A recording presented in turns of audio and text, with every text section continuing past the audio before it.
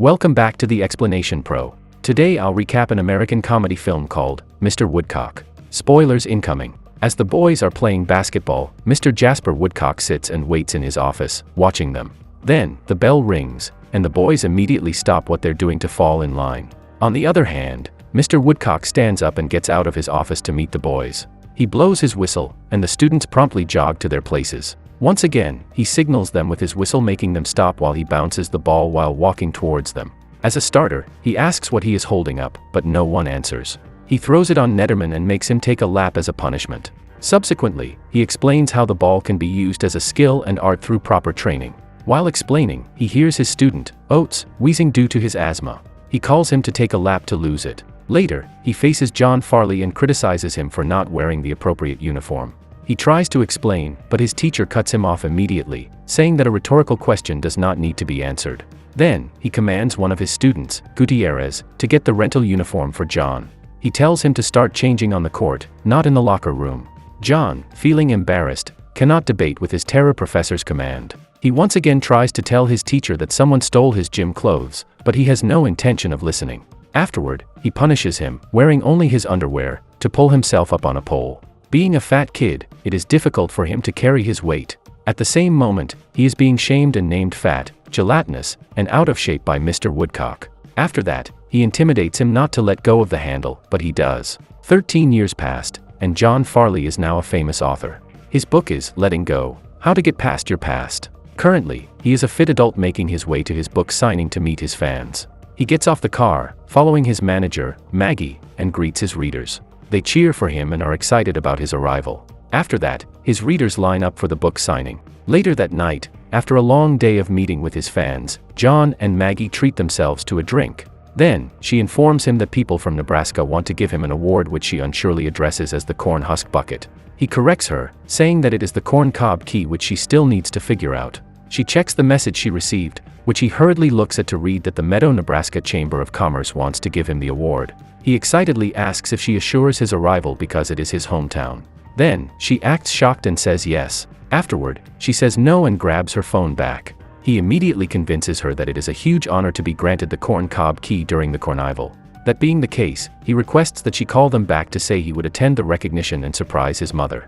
It is important to him, especially since he had been fatherless, and his presence would mean so much to his mother. The next day, he flies back to Nebraska, where he is greeted by a music band and by Luke Jessup from Forest Meadow Town Council, saying that they appreciate his time given that he has a busy schedule. After that, he rides the cab to surprise his mother. He enters their home, where his mother, Beverly Farley, cheerfully greets him. They hug and talk about each other's current placements, such as John's flight and book tour. Then, he compliments his mother, who looks good, and asks if she's off somewhere. She answers that she has a date straight away. She assures him that he is handsome, sweet, and a total gentleman who makes him happier for his mother. However, to his surprise, a man holding a bouquet of daisies enters their home, which is undoubtedly familiar to him. He utters his name, Mr. Woodcock. His memories briefly flash as he will never forget the man who discriminated against him during his PE classes. At that moment, Mr. Woodcock greets Beverly, apologizes for being late, and hands her the flowers. She asks if he remembers John, and he firmly answers no.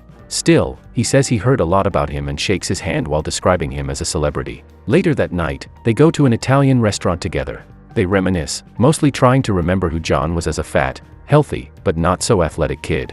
Then, Beverly tells John that Mr. Woodcock will be awarded the Educator of the Year. John is in disbelief. In addition, she thrillingly realizes that both the most influential men in her life will be honored in the same week. After a few moments, she excuses herself to go to the ladies' room. Having alone time with each other, Mr. Woodcock starts the conversation by asking what John's book is about.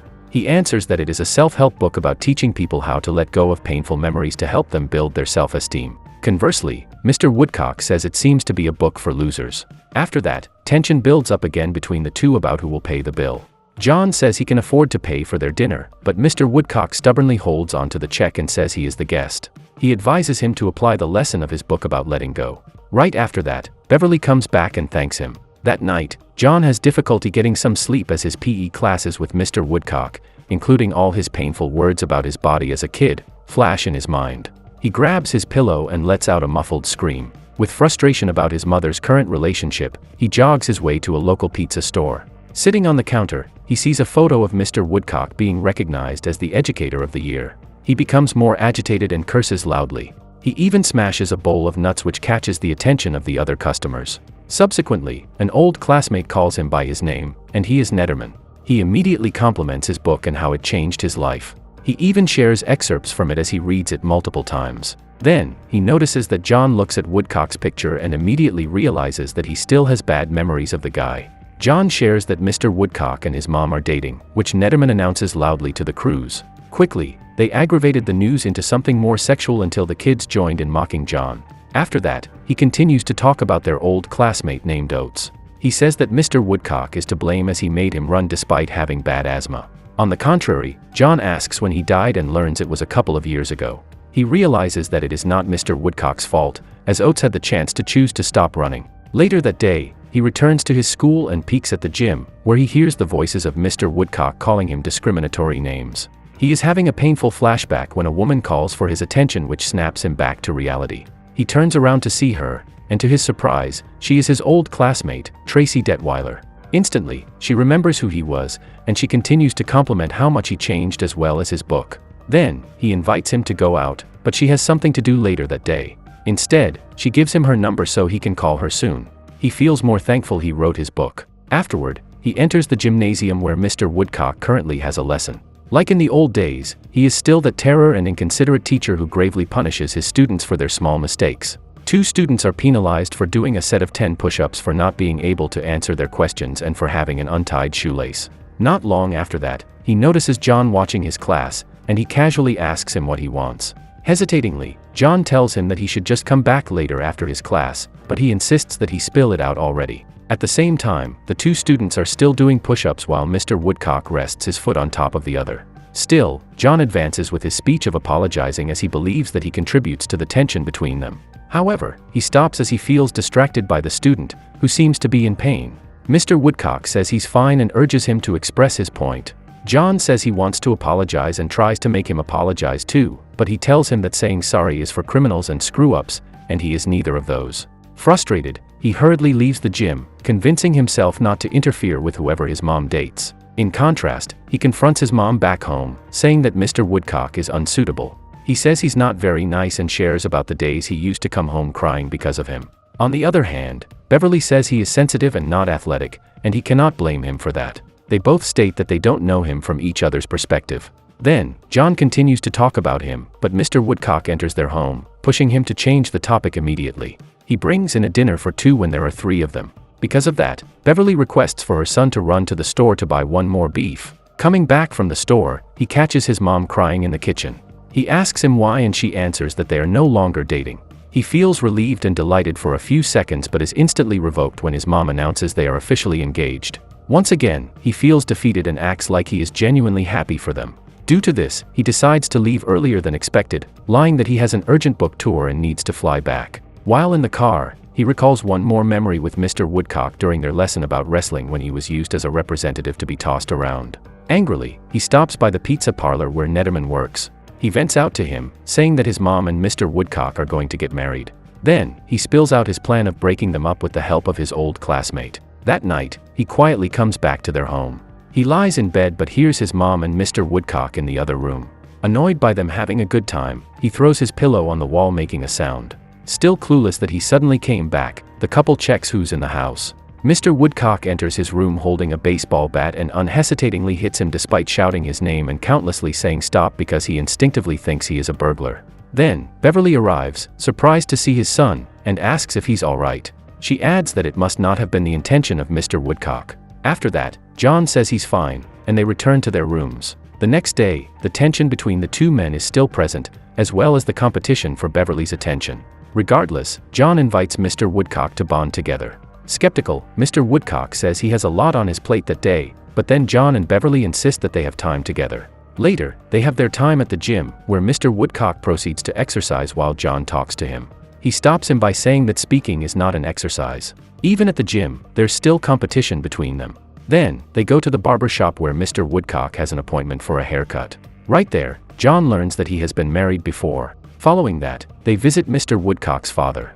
Just like him, he is also offensive with his words as he addresses Mr. Woodcock and John. He lets his father's aggressive words pass and proceeds to teach the elderly their water sports. At the pool, a certain old man named Palumbo in a wheelchair declines to get in the pool as he ignores his call. For the last time, Mr. Woodcock calls on Palumbo to join the class. Impatient, he rushes towards him, saying it is his last chance to stand up. He pushes the wheelchair onto the pool, making him fall. Instantly, John panics, takes off his coat and shoes, and dives in to save Palumbo. Then, he tries to get Palumbo to the surface, but he struggles and hits John on his face, thus, making him unconscious. After that, one of the old men gives him CPR. He wakes up by the pool only to find Palumbo floating on the water while cursing him. While waiting for his clothes to dry, Mr. Woodcock enters the laundry room to tell him they must go home. At that time, John receives a call from Maggie. She is mad because he did not get on the airplane to meet Oprah for an interview. Meanwhile, he receives another call from Nederman and puts Maggie's call on standby. Being torn between two phone calls, he tells Mr. Woodcock that he will go home alone. Then, after making sure that he left, John informs Nederman that Mr. Woodcock has been married before, and they need to know about his previous wife. Moreover, he orders him to pick him up at the nursing home. Nederman picks John up, and on their way, they talk about Sally Jensen, Mr. Woodcock's previous wife. He drops him off at Sally's home, which he visits alone. He knocks on her door, and she lets him enter. Subsequently, he asks her why they divorced, and she promptly answers that it's because of infidelity. Then, she asks him if he knows about Mr. Woodcock, and he says he will marry his mom. Sally approves and shares that she previously saw Mr. Woodcock with a blonde lady. Because of that, John suspects Mr. Woodcock has been cheating on his mom. As he leaves the house, he calls Nederman to inform him about what he learned and orders him to find concrete evidence of the cheating. Later that day, Nederman and his brother go to John's home as planned. He notices the black eye on Clark, but Nederman says that his younger brother is okay. He puts the tape on John's television to show him how they can prove that Mr. Woodcock is cruel. Right there, they watch a film of Clark, who seemingly talks to Mr. Woodcock, asking him not to hurt him again. Then someone throws a chair, hitting him on his face. The two brothers rejoice, but John immediately realizes that it is obviously framed. Suddenly, Beverly enters the living room and greets his son and his friends. Following her, Mr. Woodcock enters, which intimidates Nederman. He greets the two brothers while they nod in response.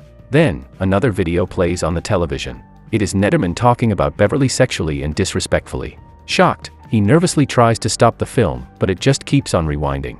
Afterward, Mr. Woodcock has had enough and hurriedly disjoints the cords from the camera to the television. He looks at him angrily, which intimidates the Nederman brothers. They run for their lives. After that, Beverly asks her son if he's fine and convinces him to try to get along with Mr. Woodcock. Then, she invites him to go to the carnival with them. John enters his room and remembers the number Tracy gave him. He decides to ask her to come with them too. Later that evening, Mr. Woodcock and John play games at the carnival while Beverly and Tracy leave to buy themselves snacks. Being alone together, they once again have a competition on who wins the games. First, they play a ball shooting game where Mr. Woodcock wins at ease. Then, they play whack-a-mole and a water shooting game. Both games are won by Mr. Woodcock again. Lastly, they join the corn-eating contest, where they compete tightly. In the end, John wins the contest and mocks Mr. Woodcock for losing. He takes too much pride in winning against him that he insults Mr. Woodcock only to embarrass himself in front of the crowd. Among the audience, Tracy and Beverly watch in disbelief and shame. Beverly calls out his full name so that he can behave again. The next day, Nederman calls him to inform him that he sees Mr. Woodcock meeting a blonde woman in his house. After they leave, John decides to enter the house. At first, Nederman disapproves, saying that it's illegal and it's not written in his book. Annoyed, John asks for his copy of the book and tears it in front of him. Then, they plan to plant a minicam on Mr. Woodcock's house while Clark is on the lookout. They enter the house through an open door and inspect it. Meanwhile, Mr. Woodcock arrives, and Clark tries to warn them, but the automobile horn is not making enough sound. They immediately hide, Nederman in the closet and John under the bed. They did not know that it was Beverly who was with Mr. Woodcock. The couple makes love on the bed, not knowing that Nederman and John are hiding somewhere. The recognition night arrives when Mr. Woodcock and John are both awardees. The program starts by calling the people whose lives are touched by Mr. Woodcock to express their appreciation through their speeches. In every person who delivers their speech for Mr. Woodcock, John listens in bafflement as he can only disagree. Finally, Mr. Woodcock is called on stage to be awarded the Educator of the Year. Next, the Corn Cob Key is to be awarded to John Farley, and he is now called on to deliver his speech. Still frustrated, he laughs and confesses that he finds Mr. Woodcock as the cruelest man on the planet. He shares how he terrorizes his students during his classes and questions their decision on awarding him for it. Furthermore, he convinces the crowd that he is an abusive teacher. He talks about Trevor Oates and claims that Mr. Woodcock pushed him to take his own life. However, Oates is one of the audience and proves that he's still alive. Additionally, he talks about Sally being the victim of infidelity, that's why they divorced. Once again, she confirms that it was her fault as she is a sex addict. The host tries to stop him once again, but he wants to prove his point one last time. Finally, he points out the blonde woman, who he claims is a third party, but Mr. Woodcock says she is a realtor. After that, they talk in the hallway, where Mr. Woodcock corners him. Beverly shows up and commands him to let go of his son. Firmly, she tells them how disappointed she is because of how uncivil they are, even though it hurts and humiliates her. Then, she removes her ring and leaves it there. That same night, Maggie shows up at his house and reprimands him for not showing up for his interviews. Consecutively, she informs him that despite his missed appearances, he's still given a chance to show up at the Tyra Banks show tomorrow morning. The next day, as they prepare for the interview via satellite, Beverly comes down wearing a gown, saying she will attend the Carnival parade. Then, the interview starts while their misunderstanding still occupies him. Maggie slaps him to get him back to reality. On the other hand, Tyra asks him casual questions about his book, and he answers his mom is his inspiration. Right there, he decides to leave and not finish the interview so that he can clean up the mess he made. Later, he goes to Mr. Woodcock's office to apologize and convince him to reconcile with his mother. However, he rejects his idea, which makes John more determined to challenge him. They wrestle each other until John now has the upper hand. He manages to make him unconscious and thinks he killed him. Shortly after that, they are now in an ambulance, where Mr. Woodcock regains consciousness. He compliments him for having a backbone for standing up against him. Then, John repeats that he does not have the backbone to win her mom again. Feeling challenged, Mr. Woodcock, still on the stretcher, is now being pushed by John so that they can make it to the parade. They pass through the music band and meet Beverly on the float parade. Mr. Woodcock apologizes half-heartedly to Beverly as he is not expressive about his emotions. Then, John accidentally runs through a pothole, tossing Mr. Woodcock's stretcher upside down. They reconcile with each other in the hospital by owning up to their mistakes and accepting their past and how it contributes to who they are in the present. On Christmas Day, John stands in front of the fireplace, then Mr. Woodcock joins him. They greet each other with "Merry Christmas." He states that he finished reading his book and comments that most of it are nonsense, then tosses it on the fire. Later, Maggie congratulates him on his new book entitled Backbone. Mr. Woodcock sees it fit to announce one more thing that is worth congratulating, and he says that John is going to be a big brother as he got his mom pregnant. In disbelief, John can only utter "what" as a response to the news. Thank you so much for watching. If you enjoyed this video, please hit the like button and also subscribe my channel for more videos like this. See you in the next video.